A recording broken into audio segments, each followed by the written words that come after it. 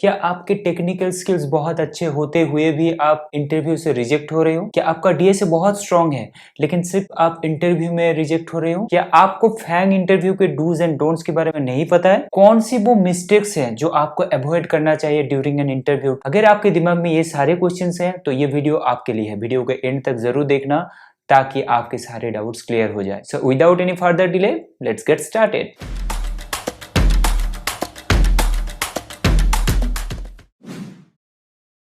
तो पहले हम बात करेंगे डूज के बारे में। इंटरव्यू प्रिपरेशन के टाइम हमें कौन कौन सी चीजें करना चाहिए प्रॉपरली ताकि हमें प्लेसमेंट मिल जाए। तो पहला जो चीज है वो है डू योर रिसर्च। तो अब जब कोई भी कंपनी के इंटरव्यू के लिए बैठ रहे हो तो पहले उस कंपनी के लिए रिसर्च करो।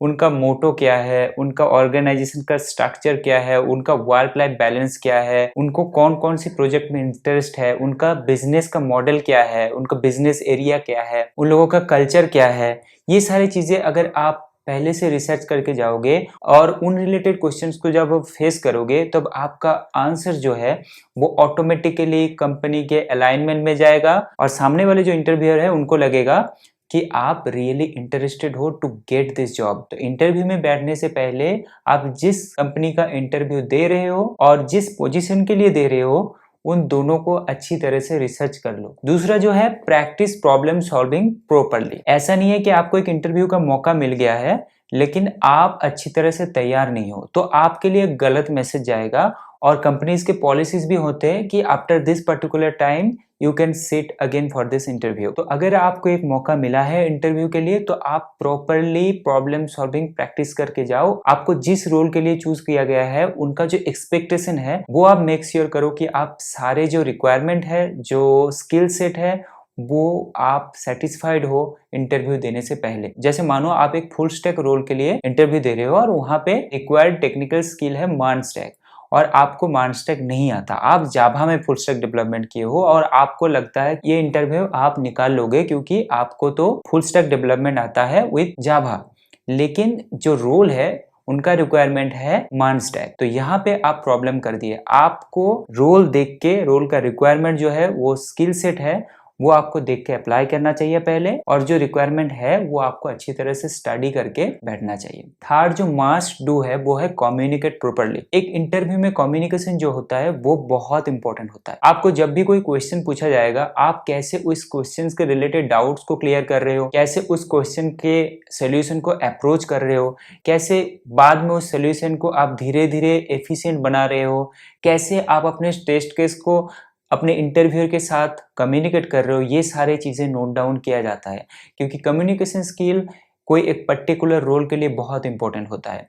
क्योंकि आप जो सोच रहे हो, आपके दिमाग में जो चल रहा है, इंटरव्यूअर को अच्छी तरह से समझ में आना चाहिए। आप कैसे वो अच्छी तरीके से इंटरव्यू को समझा पा रहे हो ये नोट डाउन किया जाता है। तो जब भी आप कोई थिंकिंग प्रोसेस कर रहे हो, कुछ भी सोच रहे हो तो वो बोलते रहो। शायद वो एक रॉन्ग सोल्यूशन है for that particular problem but वो आपको बोलते रहना है। इंटरव्यूअर को लगना चाहिए कि ये मेरे कानों पे बोल रहा है। आपके छोटे मोटे थिंकिंग भी इंटरव्यूअर के कानों तक पहुंचना चाहिए और इंटरव्यूअर को लगना चाहिए हाँ भाई ये सोच रहा है, ताकि अब जब कोई गलत डायरेक्शन में जाओगे ना तो इंटरव्यूअर आपको हिंट्स दे सकते हैं और वो बहुत अच्छी बात होती है। जैसे आपको कुछ डाउट हो रहा है, आप अप्रोच कुछ गलत ले लिए तो आप कैसे उन चीजों को अपने इंटरव्यूअर के साथ कम्युनिकेट कर पाते हो ये बहुत इंपॉर्टेंट होता है।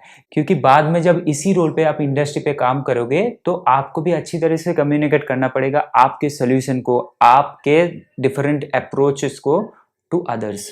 तो ये आपको एक मंत्र की तरह याद रखना चाहिए कि thinking out loud is very important. अभी जो फोर्थ मस्ट डू है वो है प्रिपेयर बिहेवियरल क्वेश्चन प्रॉपर्ली। आपको हर एक पोटेंशियल बिहेवियरल क्वेश्चन के लिए स्टोरी अच्छी तरीके से बनाना पड़ेगा। आप जो डिफरेंट प्रोजेक्ट में काम किए हो उनके स्टोरी को हर एक बिहेवियरल क्वेश्चन के साथ जोड़ना है और उनको अच्छी तरीके से प्रिपेयर करना है ताकि आप जब इन्हीं क्वेश्चंस को इंटरव्यू में फेस करोगे तब आप ये सारे स्टोरीज आप इंटरव्यूअर को बता सकोगे और इंटरव्यूअर को बहुत अच्छा लगेगा। और बिहेवियरल क्वेश्चंस को आंसर करने के लिए एक पैटर्न होता है जिसका नाम है स्टार पैटर्न। एस मतलब सिचुएशन, टी मतलब टास्क, ए मतलब एक्शंस और आर मतलब रिजल्ट। तो आप जब भी कोई बिहेवियरल क्वेश्चन को आंसर कर रहे हो तब आपको आंसर इन स्टार पैटर्न में होना चाहिए। आपका जो रियल स्टोरी है, आपका जो रियल एक्सपीरियंस है उसको इस स्टार पैटर्न में डाल के एक स्टोरी बनाओ, तो इससे बहुत अच्छा इंप्रेशन जाता है इंटरव्यूअर के पास, क्योंकि इंटरव्यूअर भी ज्यादातर स्टार पैटर्न में ही इन क्वेश्चंस के आंसर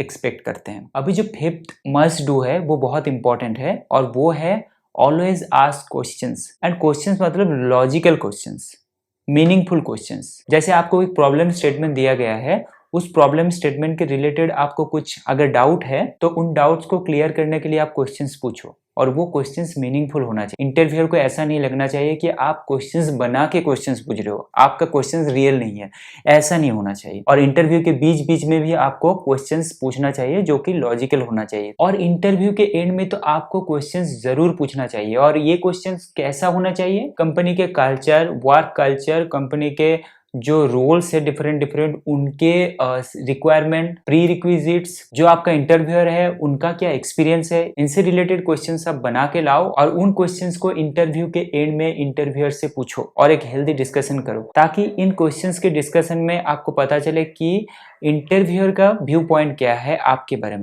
बारे में इंटरव्यूअर का फीडबैक क्या है। तो इन सारे क्वेश्चन से इंटरव्यूअर के माइंड में एक अच्छा मैसेज जाता है कि this candidate is right for our role. Obviously आपको टेक्निकल स्किल में अच्छा परफॉर्म करना पड़ेगा, लेकिन उसके बाद भी ये सारी चीजें बहुत इंपॉर्टेंट है। और जो भी मैं अभी तक डूज के बारे में बात किया, ये कंसीडर किया मैंने कि आपको टेक्निकल स्किल बहुत अच्छी तरह से आता है, आपको डीए से बहुत अच्छी तरह से आता है। अब जो भी रोल के लिए अप्लाई कर रहे हो, उनके जो रिक्वायर्ड स्किल सेट है उसमें आप एकदम प्रो हो, उसको कंसीडर करके मैंने ये डूज के बारे में बात किया है। अभी मैं बात करूंगा डोंट्स के बारे में, कि एक इंटरव्यू में आपको कौन सी ऐसी चीज है, कौन सी ऐसी मिस्टेक्स है जो आपको नहीं करना चाहिए। तो पहला है डोंट निग्लेक्ट फंडामेंटल्स। आपको जो फंडामेंटल चीजें है, आपका जो रिक्वायर्ड स्किल सेट है, आपका जो कम्युनिकेशन स्किल है, आपका जो बिहेवियर है एक इंटरव्यू में, ये बहुत फंडामेंटल चीजें हैं। आपका जो अपीयरेंस है, आपका जो बात करने का तरीका है, आपका जो तमीज है, ये सारे फंडामेंटल चीजें हैं।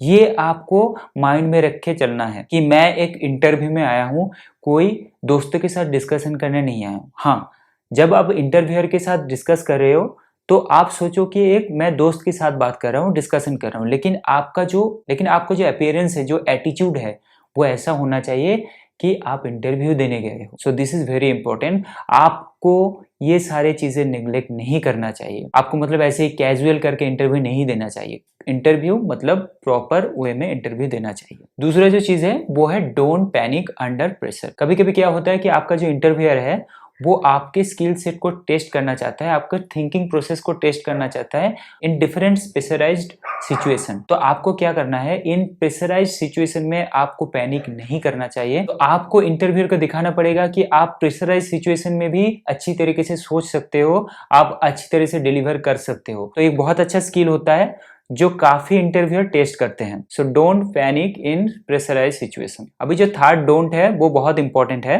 Don't overshare your personal details. तो कभी कभी हम क्या करते हैं, इंटरव्यूअर के साथ जब हमारा डिस्कशन बहुत ज्यादा ओपन हो जाता है तो हम हमारे पर्सनल डिटेल्स को ओवर शेयर कर जाते हैं, बहुत ज्यादा बोल जाते हैं।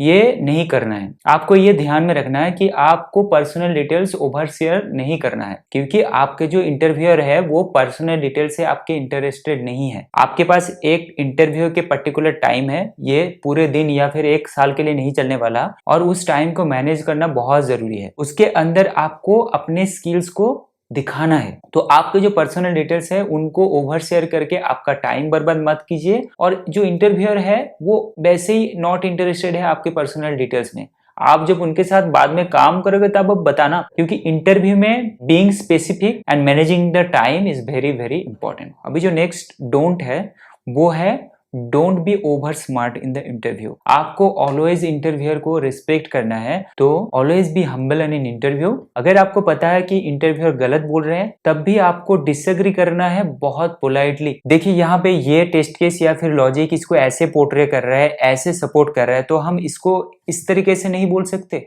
क्या, ये नहीं हो सकता। आपको ऐसे पोलाइटली बोलना है, आपको एरोगेंसी नहीं दिखाना है। और अभी लास्ट में आता है मोस्ट इंपॉर्टेंट डोंट, जो है don't try to fake anything. जैसे मैंने आपको ऑलरेडी बताया कि बिहेवियरल क्वेश्चंस के आंसर को अच्छी तरीके से स्टोरी के साथ प्रिपेयर करना है, आपके रियल एक्सपीरियंस के साथ। लेकिन अगर आप उन्हीं क्वेश्चंस के आंसर को फेक करना चाहो तो जो सामने वाला इंटरव्यूअर है वो आसानी से पकड़ लेंगे, क्योंकि उनके पास बहुत एक्सपीरियंस है और वो एक बहुत गलत मैसेज जाता है टू द इंटरव्यूअर। जैसे फॉर एग्जांपल आपको एक ऐसे कोई प्रॉब्लम मिले जिसके आपके पास ऑलरेडी सोल्यूशन आपको पता है, तो आप इंटरव्यूअर को सीधे सीधे बताओ कि मैं ये एग्जैक्ट प्रॉब्लम नहीं किया, मैंने कुछ इस टाइप का प्रॉब्लम किया हूं, इस टाइप का मैंने एक प्रॉब्लम कभी ना कभी सॉल्व किया हूं जो इसका सोल्यूशन से बहुत ज्यादा सिमिलर नहीं है, 20-30% मिलता है, तो क्या मैं प्रॉब्लम को आगे करूं या फिर आप एक नए क्वेश्चन दोगे। तो इससे क्या होगा, आपका जो सामने वाला इंटरव्यूअर है वो इम्प्रेस्ड होंगे आपके ऑनेस्टी से। लेकिन अगर आप चाहते हो कि इस क्वेश्चन का आंसर आपको पता है और आप नहीं बोलना चाहते हो इंटरव्यूअर को, तो आपको अच्छी तरीके से एक्टिंग करना पड़ेगा कि आपको ये क्वेश्चन का आंसर एकदम नहीं पता है और आप एकदम स्क्रैच से कर रहे हो, आप पहली बार कर रहे हो, तो उसके लिए आपको डाउट पूछना पड़ेगा। या आपको मैं गलत डायरेक्शन में नहीं सिखा रहा हूँ कि आपको ऐसे फेक करना चाहिए, जैसे मैंने पहले बताया आपको फेक नहीं करना चाहिए। लेकिन अगर आप चाहते हो कि आपको ऑलरेडी जो सोल्यूशन पता है आप वो क्वेश्चन को करना चाहोगे तो आपके ऊपर है, लेकिन देयर इज अ प्रोबेबिलिटी कि सामने वाला इंटरव्यूअर आपको पकड़ सकते हैं। तो आपको इन चीजों में बहुत बहुत ज्यादा ध्यान देना पड़ेगा। तो हे गाइस, आई होप मैंने आपके सारे डाउट्स क्लियर कर दिए होंगे। What are the dos and don'ts in an interview? Basically these are the generic do's and don'ts for almost every company, so try to follow this. And thank you for watching this video. If you like this video, please hit the like button and please share this video with others so they can also get help from this video. And if you are new to this channel, please hit the subscribe button so you never miss an update from my channel. मिलते हैं अगले video पे।